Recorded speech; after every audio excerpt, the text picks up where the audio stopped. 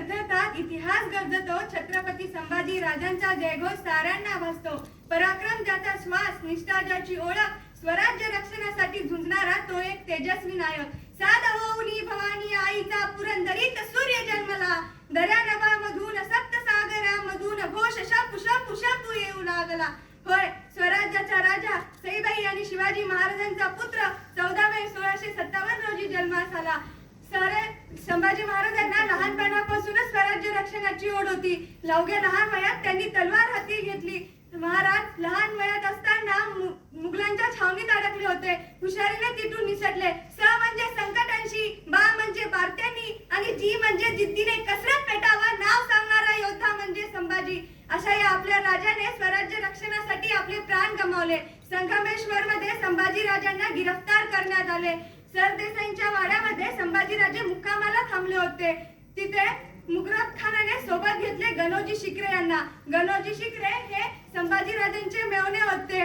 त्यांची ओळख होती, राग होता. महाराजांनी आपल्या विरुद्ध खटला दिला होता. कारण संभाजीराजांनी कधी नात्यापोत्यांचा विचार केलाच नाही, तर त्यांनी रयतेचा विचार केला. गणोजी शिकरेंना घेऊन निघाले आणि तिथे निम्म्यात काही मुकरब खानाची पोरे उभा होती. विचारले, संभाजीराजे कोठे आहेत म्हणून.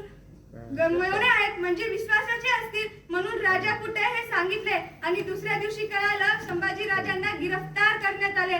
संभाजी राजांना साखा दंडात बांधण्याचा प्रयत्न करण्यात आला, पण संभाजी राजे अरे छायाला पकडण्याचं धाडस कोणामध्ये आहे. कोणीतरी 4 पावलं माग पुढे येते. राजा फक्त नजर वर करून बघतात तर 4 पावलं माग सरकते. तर एवढी दहशत, एवढा खौफ बघून मुकरब खान आले आणि म्हणाले, साखा दंड आणा, दोर आणा. दोर आणले, साखा दंड आणले आणि संभाजी राजा गिरफ्तार झाला. स्वराज्याचा छत्रपती संभाजी राजांना गिरफ्तार करण्यात आले. अरे आतापर्यंत राजवस्त्र घालून फिरला असेल, आता विदुषकी कपडे घाला. आतापर्यंत आल्यावर ढोल ताशे वाजले असतील, आता नगारे वाजवा, कळू द्या आलमगीर बादशाहना संभाजी राजा गिरफ्तार केला आहे म्हणून. संभाजी राजांना बहादूरगडाकडे न्यायला निघालं. सोबत होते कवी कलेश. अरे मैत्रीला शेवटपर्यंत निभावावं कसं हे कवी कलेशांनी शिकवलं. हनुमानाला सिंदूर फासावा असं दिसत होता माझा राजा रक्ताने माखलेला. तसा औरंगजेबांनी पहिला प्रश्न विचारला, शंभू बता कहाँ छुपा रखा है स्वराज का खजिना. तसे महाराज म्हणाले, खजाना? स्वराज्यासाठी जान कुर्बान करणाऱ्या लाखो मावळ्यात ठेवलाय खजिना. तुझ्या स्वराज्यासाठी जान कुर्बान करण्याला लाखो मावळ्यात ठेवलाय खजिना. तुझ्या सुरतेपेक्षा निम्म्याहून जास्त खजिना हजारो तटा बुरजात ठेवलाय खजिना.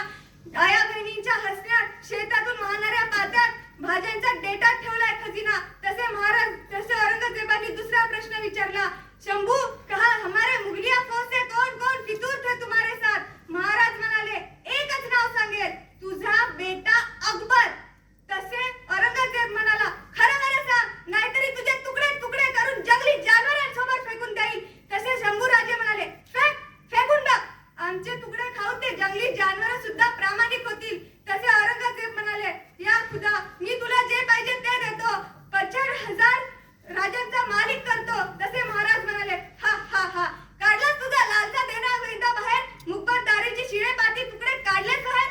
औरंगजेब विसरतोयस तू, तुझ्या भर दरबारात खिदळत उधळून लावणाऱ्या छत्रपती शिवाजी महाराजांचे पुत्र आहोत आम्ही. आणि देणारा तू कोण? हे सगळं आमचं आहे. हे जमीन, हे डोंगर, हे नदी नाले, हे सगळं आमचं आहे. तू कोण लागून गेला देणारा? अरे मुळात तुला बादशाह आम्ही समजतच नाही. ही सल्तनत तुझी नाही, हे तुझं असं काहीच नाही. ही हिंद भूमी तुझी नाही, ती तर प्रभू रामचंद्रांच्या एक वचनानं पवित्र झाली आहे.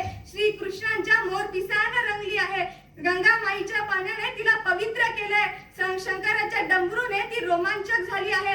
हिमा पार्वतीने तिला धष्टपुष्ट केलंय आणि महाभारताने तिला चित्रकूट केले. संतांनी तिला अभंग केलाय. अजिंठा वेरूच्या लेण्यानं तिला शिंगारले. सदैव सत्याला मस्तकी धरणारी, सर्वांना हृदयात बसवणारी आणि पराक्रमाला भाऊ धरणारी ही हिंद भूमी आमची आहे औरंगजेब. आणि तू त्याचे तुकडे करून आमच्या समोर टाकतोस आणि आम्ही ते उचलावे असे समजतोस.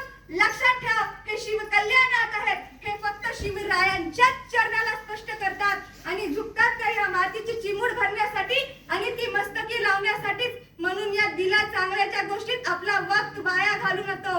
तसा चिडलेला औरंगजेबाने पहिला फतवा काढला, महाराजांचे डोळे कापण्यात यावे. अरे ज्या डोळ्यांनी आजपर्यंत स्वराज्य बघितलं, ज्या डोळ्यांनी शिवरायांना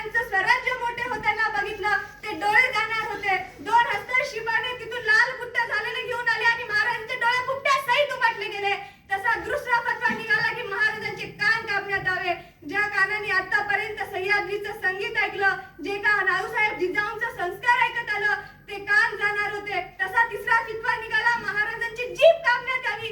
अरे जी जीभ आयुष्यभर जगदंब जगदंब म्हणत आली, ती जीभ काढण्याचा प्रयत्न करण्यात आला आणि हस्तशिपाने तोंड उघडण्याचा प्रयत्न केला. संभाजी राजांनी तोंड दाबून धरलेलं. अरे उघडेल कसे? वाघाचे जबडे आहेत ते. वाघाच्या जबड्यात घालून हात मोजती दात ही अवकाश सांगणारा संभाजी राजे तसे एक युक्ती काढली आणि महाराजांचं नाक दाबून धरलं. जीव गुरमटला आणि महाराजांचं तोंड उघडलं. तसं तलवारीने सारख्या दिवशी वार झाला आणि महाराजांची लखलखती जीभ खाली पडली आणि देह हळूहळू प्राण सोडण्यास तयार झाला होता. पण महाराजांची जिद्द संपली नव्हती. महाराजांची जिद्द संपली नव्हती. तशी शेवटचा फतवा निघाला, महाराजांची गर्दन कलम करण्यात यावी. अरे आपल्या डोळ्यात एक थेंब गेला, एक काडी गेली तर सारख्या दिवशी पाणी येतं. तसे त्या डोळ्यातून अश्रू रक्तांचे थेंब वाहत होते. तसे संभाजी राजांची गलम सह्याद्रीच्या मातीत मिसळली गेली. 11 मार्च